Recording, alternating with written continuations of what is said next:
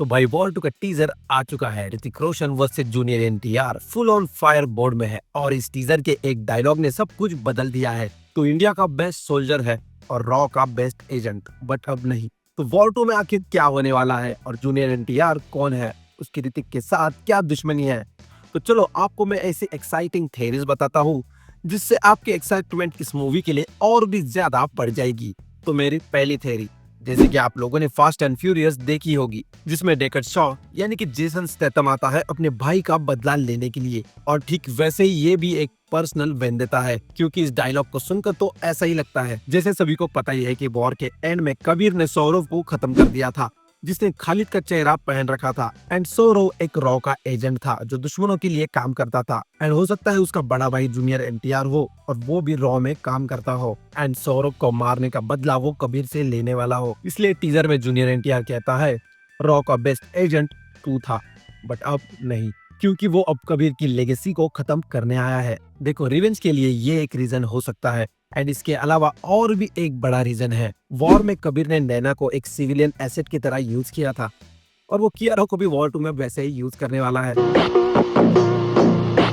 Jokes apart, but Kabir एक सख्त लौंडा है जो बाकी स्पाइस की तरह प्यार के चक्करों में नहीं पड़ता, जैसे कि पठान और टाइगर। तो चलो, अगर सौरव के रीजन को भी बाजू में कर दिया जाए तो नैना तो एक इनोसेंट थी, तो ऐसा हो सकता है जूनियर एनटीआर नैना के साथ किसी तरह से रिलेटेड हो। शायद वो उसका एक्स हस्बैंड भी हो सकता है, या शायद उसका भाई। तो शायद वो इस बात का बदला कबीर से लेने आया हो। तो अब चलते हैं मेरी सेकंड थ्योरी की तरफ। तो वो कुछ इस तरह से है, बट उससे पहले मैं आप लोगों को बता दूं, मैंने वॉर 2 की एक जबरदस्त स्टोरी बनाई है जो आपको इस वीडियो में देखने मिल जाएंगी, जिसे देखकर आपको बहुत ज्यादा मजा आएगा। ये बहुत ही ज्यादा इंटेंस है।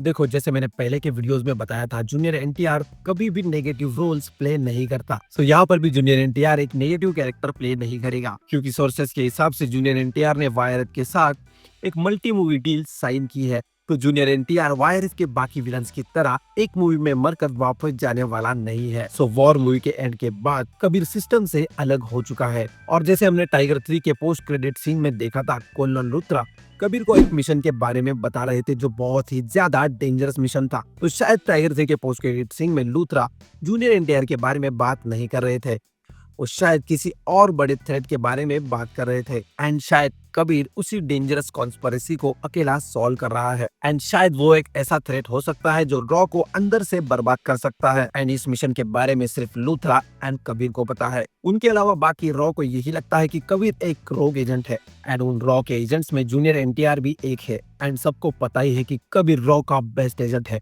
सो इसी वजह से कबीर इंडिया के लिए एक बहुत बड़ा खतरा है, एंड कबीर हमारे देश को कोई नुकसान ना पहुंचाए, इसीलिए जूनियर एनटीआर का एक ही मिशन है, कबीर को ढूंढो और उसे मार डालो। तो ये एक स्पाई वर्सेस स्पाई सिनेरियो बन जाता है, और टीजर में जूनियर एनटीआर का डायलॉग भी इसी थ्योरी को हिंट करता है। इंडियाज बेस्ट सोल्जर और रॉ का बेस्ट एजेंट तू था, बट अब नहीं, क्योंकि उसकी जगह अब लेगा young tiger junior NTR, the man of masses. और इस थ्योरी के हिसाब से जूनियर एनटीआर एक नेगेटिव कैरेक्टर भी नहीं है। तो अब एक रिवेंज वाली और एक स्पाई वर्सेस स्पाई वाली, इन दो थ्योरीज को अगर छोड़ दिया जाए और एक सिंपल स्टोरी को देखा जाए, तो जूनियर एनटीआर एक रॉ एजेंट नहीं हो सकता। वो आउटफिट एक्स या उसी की तरह कोई दूसरी एजेंसी के लिए काम करता हो और रॉ के अंदर घुसकर कबीर को खत्म करना चाहता हो। ऐसी बहुत सारी थ्योरीज है जो हमें ट्रेलर आने के बाद पता चलेगी। बट अगर टीजर की बात करें तो ऋतिक रोशन का आर्म वॉर 1 से भी ज्यादा बड़ा लग रहा है। ऊपर से जूनियर एनटीआर का एक्शन मोड, मजा आ गया भाई। और टीजर का मनी शॉट यानी कि कियारा का सीन परफेक्ट टीजर था। बस डांस बैटल की एक झलक मिल जाती तो काम तमाम था, बट उसकी शूटिंग अभी होना बाकी है। और टीजर में आप लोगों को वीएफएक्स थोड़ा वीक लग रहा होगा, बट सोर्सेस के हिसाब से ये टीजर जूनियर एनटीआर के बर्थडे के लिए तैयार किया गया था, वो भी 15 दिन के अंदर। तो देखते हैं ट्रेलर के अंदर वीएफएक्स हमें कैसा देखने मिलता है। तो ये थी मेरी दो थेरीज वॉर 2 के टीजर को लेकर। आपको ये थेरीज कैसी लगी, और क्या आपके पास और भी थेरीज है वॉर 2 को लेकर, तो कमेंट सेक्शन में मेंशन कर दीजिए। तो मिलते हैं नेक्स्ट वीडियो में, तब तक के लिए बाय बाय।